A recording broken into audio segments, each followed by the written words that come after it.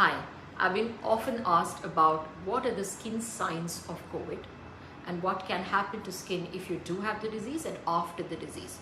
So here is a quick video that I'm making about all that you can see on your skin during the COVID. One, of course, can be something called as a viral exanthem, which is red color rashes, mostly symmetrical on both sides of your body. Two, you could have something called as pityriasis rosea, which will come up like, say, a Herald patch, which is the beginning patch, which might be a nice big patch on your neck, and then spread like small little red lesions all over your body.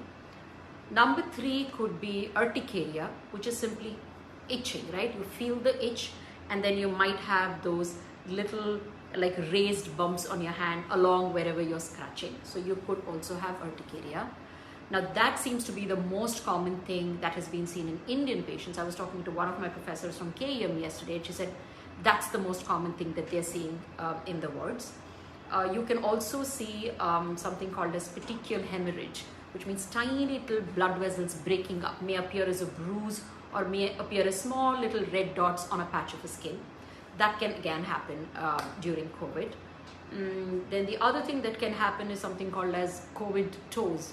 The tips of the finger and tips of the toes can get blue and painful. Not really common in India.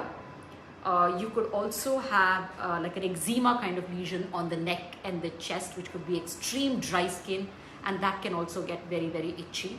So these are a few lesions that can happen. You could also have an extremely dry lip and also cut up in the corner of the lip, which we call as angular cheilitis.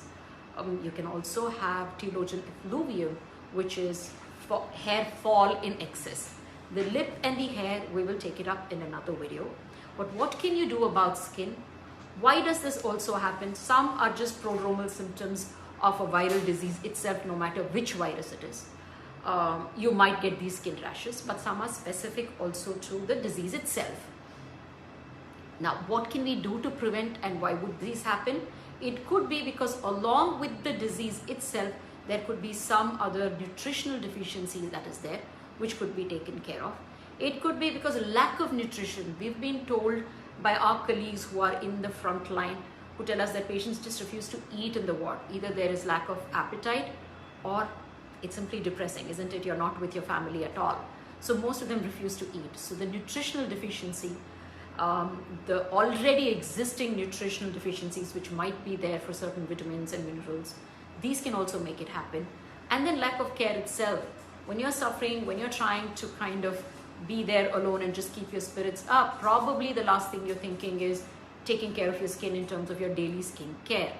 And then stress itself can show up as all these symptoms on the skin. So what can you do? Make sure you apply plenty of moisturizer, most important, in your daily vitamins along with the medications that your doctor has already prescribed you. Make sure there is zinc, make sure there's vitamin C, make sure there is magnesium, make sure there is vitamin D, make sure there is calcium.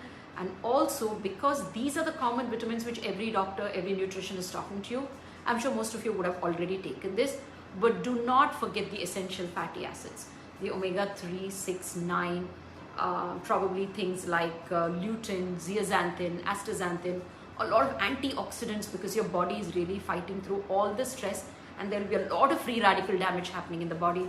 So you may also need antioxidants. So make sure you take all of these vitamins well.